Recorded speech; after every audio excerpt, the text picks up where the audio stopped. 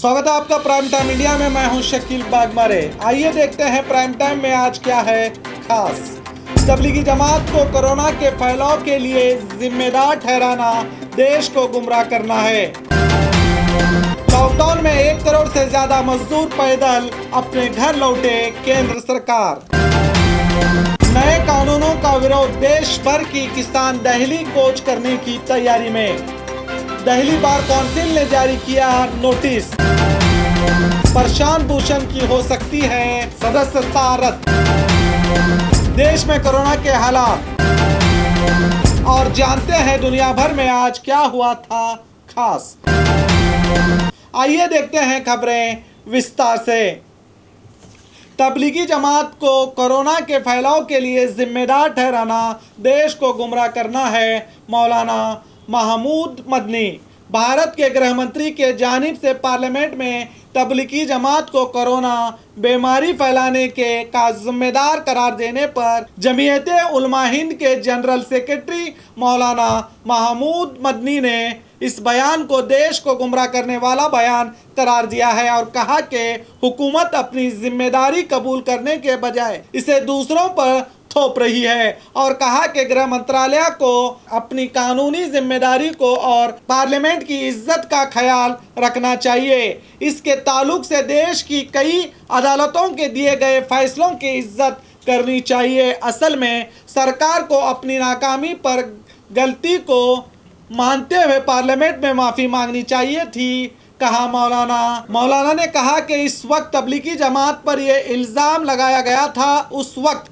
देश में 5000 आम लोग भी कोरोना से मुतासिर थे, कहा मौलाना मोहम्मद मदनी ने। सरकार को सोचना चाहिए कि इस बीमारी से अब देश को कैसे बचाया जाए। हमारा देश कोरोना मामले में अब दुनिया का दूसरा देश बन गया है। ऐसे में एक खास तबके को बार बार निशाना बनाना सरकार की कमजोरी और लाचारी को बताता है।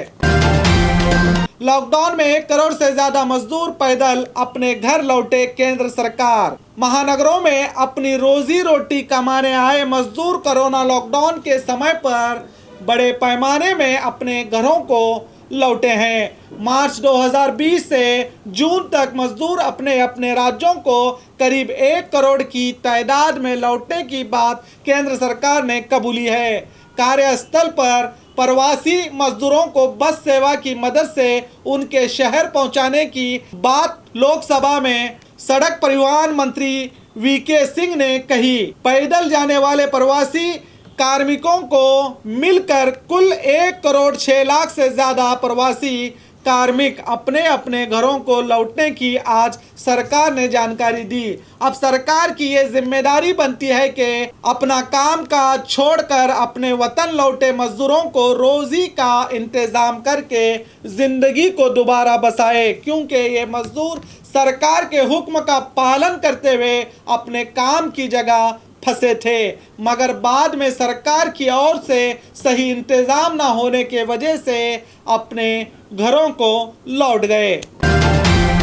नए कानून का विरोध, देश भर के किसान दिल्ली कूच करने की तैयारी में।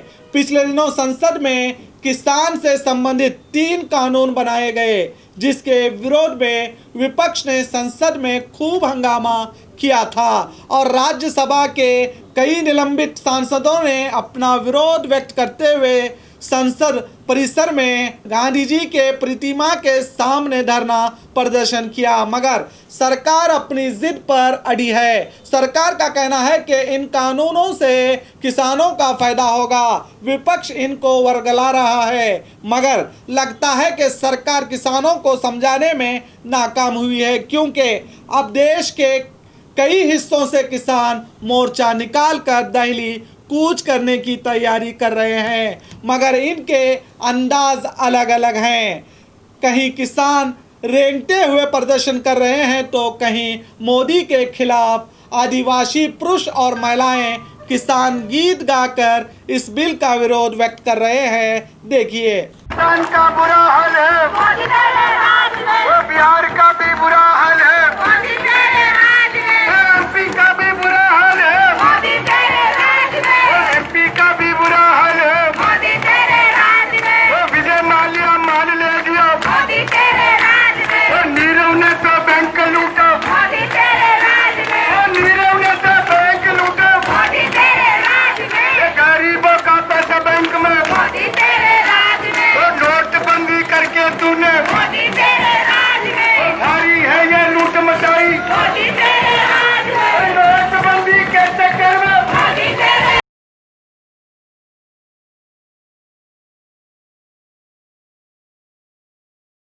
क्या देश में मोदी विरोध लहर चल रही है? सरकार को क्या किसानों का दर्द दिखाई नहीं देता? पार्टियां एक तरफ किसानों के नाम पर सरकारें तो बना लेती हैं, मगर सरकार में आने के बाद किसानों को ही भूल जाती हैं।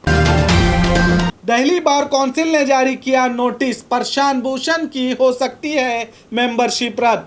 दिल्ली बार काउंसिल ने प्रशांत भूषण को नोटिस जारी किया है, जिसमें प्रशांत भूषण से सुप्रीम कोर्ट के मामले में दोषी ठहराए जाने के बाद दिल्ली बार काउंसिल के सामने पेश होने के लिए कहा है।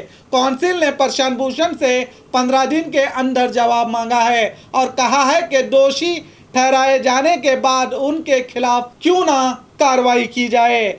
आपकी जानकारी के लिए हम बता दें कि सुप्रीम कोर्ट की अवमानना के केस में प्रशांत भूषण को कोर्ट ने दोषी करार देते हुए 1 रुपये का जुर्माना लगाया था। प्रशांत भूषण ने इस मामले में पहले से ही पुनर्याचिका दायर की है। अब देखना है कि सुप्रीम कोर्ट को पसीना छुड़ाने वाले प्रशांत भूषण इस नोटिस का क्या जवाब देते हैं। देश में कोरोना के हालात। पिछले 24 घंटे में देश में 83,000 से ज़्यादा मामले सामने आए हैं। अब देश में कोरोना मरीजों की कुल तादाद बढ़कर 56 लाख के पार हुई है। पिछले 24 घंटों में 1,136 लोगों की मौत होने से इस बीमारी से मरने वालों की कुल तादाद बढ़कर 90,077 हो चुकी है। देश में अब एक्टिव केस की तादाद बढ़कर 10 लाख के पार हो गई है। वहीं इस वबा से ठीक होने वालों की संख्या बढ़कर 45 लाख के पार पहुंच गई है। रिकवरी रेट बढ़कर 88% हुआ है, तो वहीं मौत का आंकड़ा घटकर 1.65% हुआ है। देश में भले ही मरीजों की तादाद बढ़ रही है, मगर मौतों की संख्या कम होने से लोग राहत की सांस ले रहे हैं। आज 23 सितंबर है। चलिए जानते हैं आज क्या हुआ था दुनिया भर में खास। आज ही के दिन 1908 में हिंदी जगत के प्रसिद्ध कवि रामधारी सिंह दिनकर का जन्म हुआ था।